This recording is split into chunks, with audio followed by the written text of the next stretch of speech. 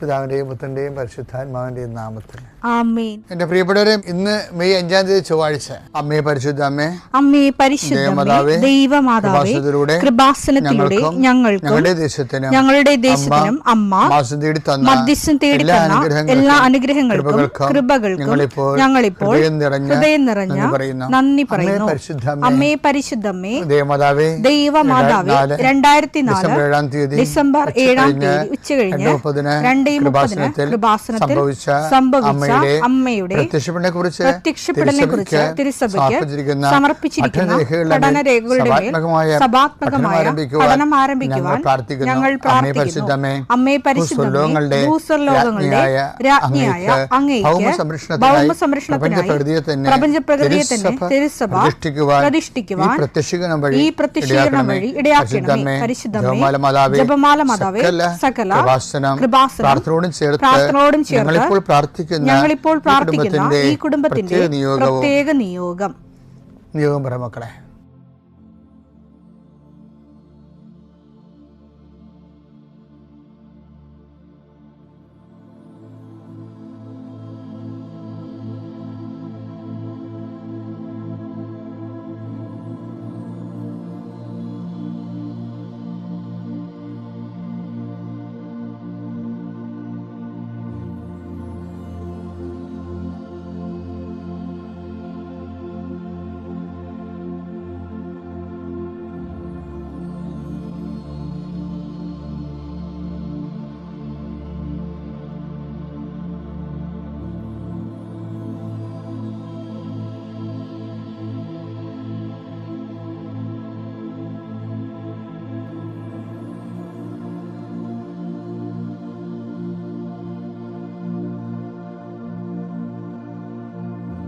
അമ്മയുടെ പ്രത്യക്ഷീകരണത്തിന്റെ ഈ അനുഗ്രഹവേളയിൽ ഞങ്ങൾക്ക് സാധിച്ചു തരുവാൻ കനിയണമേ. ആമേൻ. വിശ്വാസ പ്രമാണം.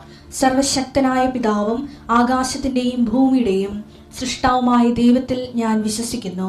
അവിടുത്തെ ഏകപുത്രനും ഞങ്ങളുടെ കർത്താവുമായ ഈശോ മിശിഹായിലും ഞാൻ വിശ്വസിക്കുന്നു.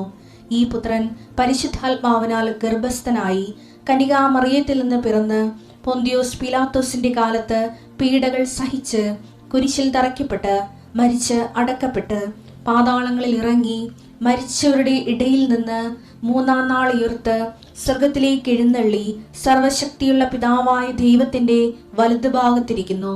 അവിടെ നിന്ന് ജീവിക്കുന്നവരെയും മരിച്ചവരെയും വിധിക്കുവാൻ വരുമെന്നും ഞാൻ വിശ്വസിക്കുന്നു. പരിശുദ്ധാത്മാവിലും ഞാൻ വിശ്വസിക്കുന്നു. വിശുദ്ധ കത്തോലിക്കാ സഭയിലും പുണ്യവാന്മാരുടെ ഐക്യത്തിലും പാപങ്ങളുടെ മോചനത്തിലും ശരീരത്തിന്റെ ഉയർപ്പിലും നിത്യമായ ജീവിതത്തിലും ഞാൻ വിശ്വസിക്കുന്നു. ആമേൻ. സ്വർഗ്ഗസ്ഥനായ ഞങ്ങളുടെ പിതാവേ, അങ്ങയുടെ നാമം പൂജിതമാകണമേ. അങ്ങയുടെ രാജ്യം വരണമേ. അങ്ങയുടെ തിരുമനസ് സ്വർഗത്തിലെ പോലെ ഭൂമിയിലും ആകണമേ. അന്നു വേണ്ടുന്ന ആഹാരം ഇന്ന് ഞങ്ങൾക്ക് തരണമേ. ഞങ്ങളോട് തെറ്റ് ചെയ്യുന്നവരോട് ഞങ്ങൾ ക്ഷമിക്കുന്നത് പോലെ ഞങ്ങളുടെ തെറ്റുകൾ ഞങ്ങളോടും ക്ഷമിക്കണമേ. ഞങ്ങളെ പ്രലോഭനത്തിൽ ഉൾപ്പെടുത്തരുതേ, തിന്മയിൽ ഞങ്ങൾ രക്ഷിക്കണമേ. ആമേൻ. നന്മ നിറഞ്ഞ മറിയമേ, സ്വസ്തി. കർത്താവ് അങ്ങയുടെ കൂടെ സ്ത്രീകളിൽ അങ്ങ് അനുഗ്രഹിക്കപ്പെട്ടവളാകുന്നു. അങ്ങയുടെ ഉദരത്തിൻ ഫലമായി ഈശോ അനുഗ്രഹിക്കപ്പെട്ടവനാകുന്നു. പരിശുദ്ധ മറിയമേ, തമ്പുരാന്റെ അമ്മേ, പാപികളായ ഞങ്ങൾക്ക് വേണ്ടി ഇപ്പോഴും ഞങ്ങളുടെ മരണസമയത്തും തമ്പുരാനോട് അപേക്ഷിക്കണമേ. ആമേൻ. കർത്താവേ, നിന്റെ ഉന്നതമായ നാമത്തിന് സ്തോത്രം ചെയ്യുന്നു. കർത്താവേ, നിന്റെ വിശുദ്ധ പൗരോഹിത്യത്തെ മഹത്വപ്പെടുത്തണമേ. കർത്താവെ, സഭയിലുള്ള സാന്നിധ്യം പ്രകടമാക്കണം. 40 വർഷം അർപ്പിച്ച കൃപാന്റെ യുഗതിയായി കൃപാസ്ഥാനത്താരെ ജീവനോടെ പ്രത്യക്ഷപ്പെട്ട പരിശുദ്ധ അമ്മയുടെ മാധ്യസ്ഥത്തിലെ ഞാൻ അങ്ങയുടെ മക്കൾക്ക് വേണ്ടി പ്രാർത്ഥിക്കുന്നു. അമ്മേ, ഈ പ്രഭാതത്തിൽ എത്രയോ പേരാണമ്മേ ഈ ഒരു പ്രാർത്ഥനയ്ക്ക് വേണ്ടി കൊതിച്ച് കാത്തിരിക്കണത്. അവർക്ക് എവിടെ എന്തെല്ലാമോ കാര്യങ്ങളുണ്ട്. ഇന്ന് അവരുടെ കഴിവിൽ നിൽക്കാത്ത കാര്യങ്ങളുണ്ട്. കർത്താവേ, അങ്ങയുടെ മക്കളുടെ കഴിവിൽ നിൽക്കാത്ത കാര്യങ്ങൾ, ആ കാര്യങ്ങളെ കുറിച്ച് ഓർക്കുമ്പോൾ ഭയവും പേടിയും പ്രയാസവും സങ്കടവും നിരാശയും ഒക്കെ തോന്നുന്ന വിഷയങ്ങൾ, വ്യക്തികൾ, അതെല്ലാം യേശുക്രിസ്തു നാമത്തിൽ ഞാൻ ബന്ധിക്കുന്നു. കർത്താവേ, അങ്ങയുടെ മക്കള് ഇനി സമാധാനത്തിൽ വിട്ടേക്കണമെന്ന് പറഞ്ഞില്ലേ ഈശോ. ഞങ്ങളുടെ ദാസനെ സമാധാനം, എൻ്റെ രക്ഷ ഞാൻ എൻ്റെ കണ്ണുകൊണ്ട് കണ്ടിരിക്കുന്നു. അങ്ങയുടെ ദാസനെ സമാധാനം വിട്ടേക്ക്.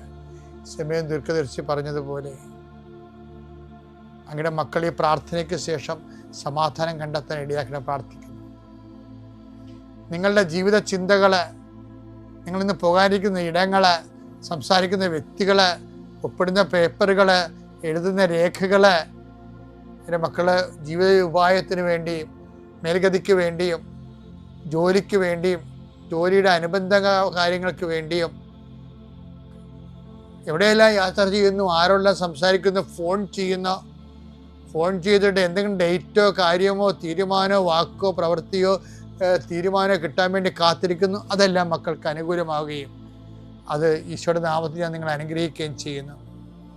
എൻ്റെ കർത്താവ്, മനുഷ്യൻ്റെ ഭീഷണി കാരണം മനസ്സിന് സമാധാനം നഷ്ടപ്പെട്ടവരെ, അവരെ നീ ഏത് ഭവനത്തിൽ പ്രവേശിച്ചാലും ആ ഭവന സമാധാന ആശംസ അറിയിച്ച കർത്താവേ, നിന്റെ നാമത്തിൽ നെഞ്ചിലും നെറ്റിലും മുദ്രവാങ്ങി നിന്റെ നാമത്തിൽ വിശ്വസിക്കുന്ന ഒരു മനുഷ്യനെയും ആരും ഭിക്ഷപ്പെടുത്താൻ അനുവദിക്കരുത് കർത്താവേ. അവരെല്ലാം ശത്രുക്കളെ കാണുകയെ വിരുന്നൊരുക്കുന്ന ദൈവത്തിൻ്റെ ശക്തിവിശേഷം നിനക്കായി വിരുന്നൊരുക്കട്ടെ. നിൻ്റെ എല്ലാ ശത്രുക്കളുടെയും മുന്നിൽ നിത്യം പിതാവും പുത്രനും പരിശുദ്ധാത്മാവും സർവീശ്വര എന്നേക്കും ആമേൻ. എൻ്റെ പ്രിയപ്പെട്ടവരെ, ഞാൻ ഈ ദിവസങ്ങളിൽ ആൾത്താരയിൽ ആൾക്കാരെ പ്രാർത്ഥിക്കുമ്പോൾ ഒരാളെ ഞാൻ കണ്ടുമുട്ടി. അങ്ങയുടെ കയ്യിൽ, പാവപ്പെട്ടവനായിട്ടാ, അങ്ങയുടെ കയ്യിൽ കുറേ ആധാരങ്ങൾ ഇരിപ്പുണ്ട്, എല്ലാം ജപ്തിയായിരിക്കുകയാണ്. അപ്പോൾ അയാൾക്ക് എന്തോ എന്നോട് പറയണമെന്ന് തോന്നി. അപ്പം ഞാൻ അയാളുടെ മുഖത്ത് നോക്കുന്നുണ്ട്, ഇയാൾക്ക് എന്തോ സംസാരിക്കാണ്ടൊക്കെ മനസ്സിലായിരുന്നു.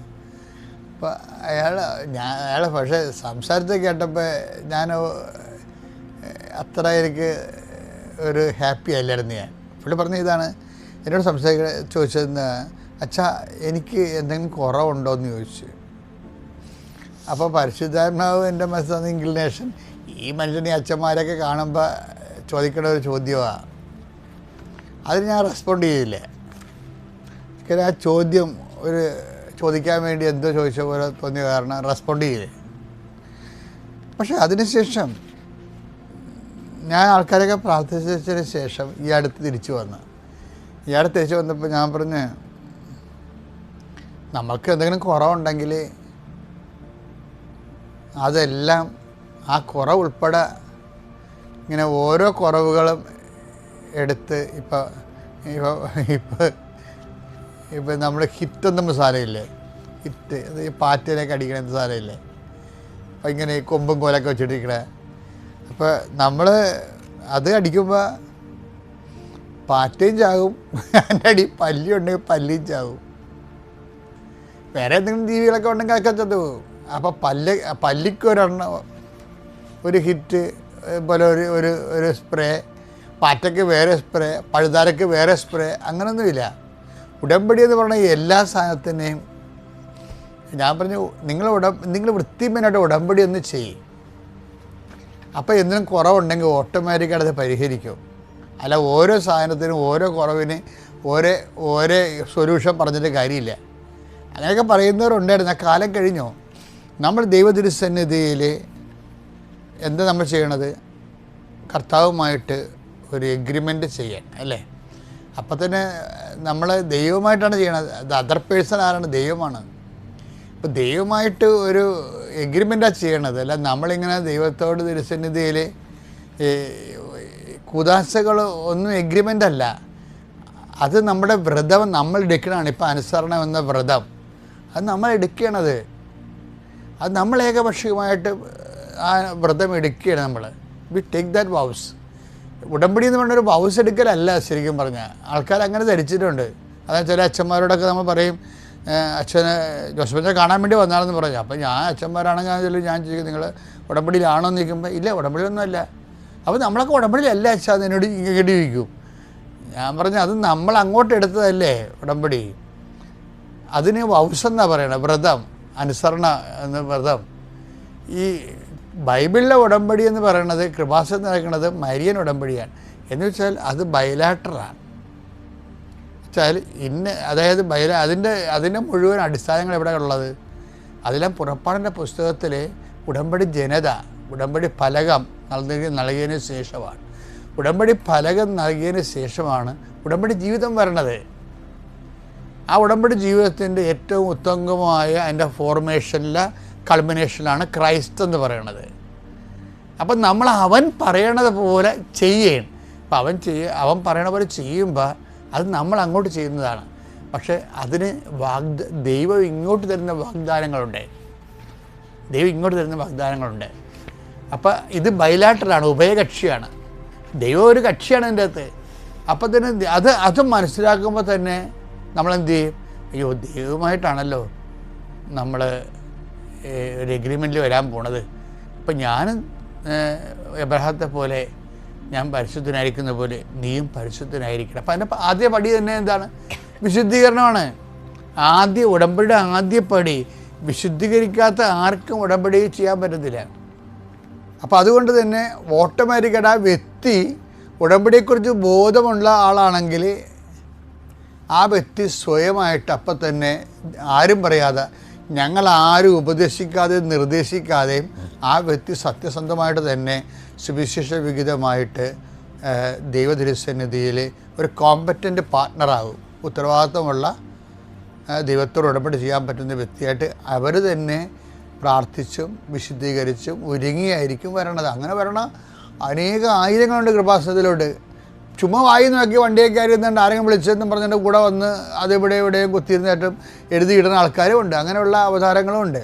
അപ്പോൾ എന്ത് വിഷയം എന്ന് പറയണത് എപ്പോഴും നമ്മൾ ശ്രദ്ധിക്കേണ്ടത്, ഉടമ്പടി ഇപ്പോൾ ഈ വ്യക്തി എന്താ എന്നോട് പറഞ്ഞത്, എനിക്ക് വല്ല കുറവുണ്ടോ എന്നാണ് ചോദിച്ചിരിക്കുന്നത്. ശരിക്കും പറഞ്ഞാൽ എന്തെല്ലാം പ്രശ്നമുണ്ടെങ്കിലും ഉടമ്പടി വെടിപ്പായിട്ടൊരു മനുഷ്യനൊരു ഈക്വലൻ്റ് പാർട്ട്ണറായിട്ട് അല്ലെങ്കിൽ ഒരു സ്യൂട്ടബിൾ പാർട്ട്ണർ, യോജിച്ച പങ്കാളിയായിട്ട് വരുമ്പോൾ തന്നെ ദൈവത്തിൻ്റെ വാഗ്ദാനങ്ങൾ നമ്മൾ കൃപാസനത്തിൽ വരണമെങ്കിൽ തന്നെ ദൈവം പാലിക്കാൻ തുടങ്ങും. എന്താ കാര്യം? നമ്മൾ പാലിക്കുമെന്നുള്ളതും ഉടമ്പടിയുടെ വൃത്തിയും മെനയുമുള്ള ഈക്വൽ പാർട്ട്ണർ ആകുമെന്നുള്ളത് ദൈവത്തിന് നേരത്തെ അറിയാവുന്നത് കൊണ്ട് അങ്ങനെയുള്ളൊരു തീരുമാനം എടുക്കുമ്പോൾ തന്നെ വീട്ടിൽ വെച്ച് തന്നെ അതിൻ്റെ അനുഗ്രഹങ്ങൾ തുടങ്ങും. അതുകൊണ്ട് പല ആൾക്കാരും ഉടമ്പടി അപ്പോൾ ഈ മനുഷ്യൻ കുറവുണ്ടോ എന്ന് ചോദിച്ചപ്പോൾ ഞാൻ അയാളോട് ചോദിച്ചതെന്നറിയാമോ, നിങ്ങളാദ്യം ഉടമ്പടി എടുക്കണത് എന്തിനാണ്? യേശുക്രിസ്തുവിനെ നമ്മുടെ പക്ഷത്താക്കാൻ വേണ്ടിയാണ്. എന്താ കാര്യം? യേശുക്രിസ്തുവിനെ എന്തിനാണ് നമ്മൾ പക്ഷത്താക്കണത്? ഉടമ്പടി ബേസ് ചെയ്തിരിക്കുന്നത് വാഗ്ദാനങ്ങളല്ലേ. അപ്പം സകല വാഗ്ദാനങ്ങളും യേശുക്രിസ്തുവിന് അതേന്ന് തന്നെയാണ്. 2 കൊരിന്ത്യർ 1:20 ദൈവത്തിന്റെ സകല വാഗ്ദാനങ്ങളും ദൈവത്തിന്റെ സകല വാഗ്ദാനങ്ങളും ക്രിസ്തുവിൽ അതേന്ന് തന്നെയാണ്. അതുകൊണ്ട് തന്നെയാണ് ദൈവമഹത്വത്തിന് അവൻ വഴി ഞങ്ങൾ ആമേൻ പറയുന്നത്, ഞങ്ങൾ യേശു പറയുന്നത്. അപ്പോൾ ദൈവത്തിൻ്റെ സകല വാഗ്ദാനങ്ങൾ ക്രിസ്തുവിൽ അതേ തന്നെയാണ്. അപ്പോൾ ഞാൻ ഈ മനുഷ്യൻ എന്താ എന്നോട് ചോദിക്കണത്, എനിക്ക് വല്ല കുറവുണ്ടോ എന്ന്. അപ്പോൾ ഞാൻ എന്താ പറയണത്, നമ്മൾ ഉടമ്പടി എടുക്കണത് എന്തിനാണ്? അതിൻ്റെ ഫസ്റ്റ് ബേസിൽ തന്നെ കുറവെല്ലാം മാറും. എന്താ കാര്യം? നമ്മൾ ദൈവത്തോട് ഉടമ്പടി ചെയ്യാൻ പറ്റുന്ന ഒരു ഈക്വൽ പാർട്ട്ണറായിട്ടും ഇക്വലൻ്റ് അതിന് തക്ക ഒരു പങ്കാളിയായിട്ടും നമ്മളെ തന്നെ വിശദീകരിക്കുമല്ലോ. അപ്പോൾ ഉടമ്പടിയുടെ ഉദ്ദേശം എന്താണ്? ക്രിസ്തുവിനെ പക്ഷത്താക്കുക എന്നുള്ളതാണ്. എങ്ങനെ ക്രിസ്തുവിനെ പക്ഷത്താക്കാൻ കാരണം എന്താണ്? ഈ ഉടമ്പടി ബേസ് ചെയ്തിരിക്കുന്ന മുഴുവൻ ദൈവത്തിൻ്റെ വാഗ്ദാനങ്ങളിലാണ്. അപ്പം സകല വാഗ്ദാനങ്ങളും യേശുക്രിസ്തുവിൽ അതേ തന്നെയാണ്. അപ്പോൾ യേശുക്രിസ്തുവിനെ കിട്ടിയാൽ നമുക്ക് സകല വാഗ്ദാനങ്ങളും അതിൻ്റെ അകത്ത് ഇൻക്ലൂഡഡ് ആണ്. അത് എല്ലാം ഓരോ കാര്യത്തിനു വേണ്ടി നമ്മൾ പറയേണ്ട കാര്യമില്ല. അപ്പോൾ 6 കാര്യങ്ങൾ ഉടമ്പടി പറയണമെങ്കിലും ഒരു 60,000 കാര്യങ്ങളും യേശുക്രിസ്തു. അതാണ് ഇനി നമുക്കെതിരെ വരാൻ പോകുന്ന ശത്രുത പോലും അല്ലെങ്കിൽ പലതരം പൈശാചിക പീഡകൾ പോലും എന്താണ് മനുഷ്യൻ പേടിക്കണ എല്ലാ കാര്യങ്ങളും അതല്ലേ ബൈബിൾ ചോദിക്കണത്. ഈ യേശുക്രിസ്തു നമ്മുടെ പക്ഷത്താണെങ്കിൽ റോമ 8:31 ഇതിനെക്കുറിച്ച് നാം എന്താണ് പറയേണ്ടത്? ദൈവം നമ്മുടെ പക്ഷത്തെങ്കിൽ ആര് നമുക്ക് എതിരെ നിൽക്കും? അപ്പം നമുക്ക് അവരെതിരാണ് ഇവരെതിരാണ്, സാത്താൻ്റെ പ്രവർത്തനമാണ്, കുടുംബത്തിൽ സമാധാനം ഇല്ല എന്നല്ല പ്രശ്നം. മറിച്ച് നമ്മൾ ഉടമ്പടിയിലേക്ക് വരുമ്പോൾ നമ്മൾ തന്നെ നമ്മളെ സ്വയം വിശുദ്ധീകരിച്ചുകൊണ്ട് കർത്താവുമായിട്ട് ഉടമ്പടി ചെയ്യാൻ വേണ്ടിയുള്ള യോഗ്യത നേടിക്കഴിഞ്ഞാൽ യേശുക്രിസ്തു നമ്മുടെ പക്ഷത്താകും. യേശുക്രിസ്തു സകല വാഗ്ദാനങ്ങൾ യേശുക്രിസ്തു അതേ തന്നെ ആയതുകൊണ്ട് യേശുക്രിസ്തുവിൽ നമ്മുടെ പക്ഷത്താണെങ്കിൽ ആര് നമുക്കെതിരെ നിൽക്കും? അപ്പോൾ എന്താ ഇത്രയും പറയാൻ കാര്യം? ആ മനുഷ്യൻ്റെ കയ്യിലൊരു തകിട് കുപ്പി ഇരിപ്പുണ്ടായിരുന്നു. ആരോ എന്തോ അദ്ദേഹത്തിന് അതിൻ്റെ പറമ്പിൽ ചെയ്തിട്ടുണ്ട്, അതുകൊണ്ടാണ് പറമ്പൊന്നും വിറ്റുപോകാത്തതെന്ന് നമ്മൾ ധരിക്കണത്. അപ്പോൾ ഞാൻ കൊടുക്കുന്ന മറുപടി എന്താ കൊടുക്കണത്? നിങ്ങൾ യേശുക്രിസ്തുവിനെ പക്ഷത്താക്കൂ, എന്നാൽ പിന്നെ ആരും നമുക്ക് എതിർ നിൽക്കുന്നതന്നെയല്ല, എതിർപ്പുണ്ടെങ്കിൽ തന്നെ അത് നിർവീര്യമായി പോയിക്കോളും. അപ്പോൾ ഉടമ്പടി യേശുക്രിസ്തുവിനെ പക്ഷത്താക്കുന്ന വലിയ പദ്ധതിയാണ്. യേശുക്രിസ്തു പക്ഷത്തായി കഴിയുമ്പോൾ പിന്നെ എന്താണ്? ആരും നമുക്ക് എതിര് നിൽക്കാം. പിതാവിൻ്റെയും പുത്രൻ്റെയും പരിശുദ്ധാത്മാവിൻ്റെ നാമത്തിൽ.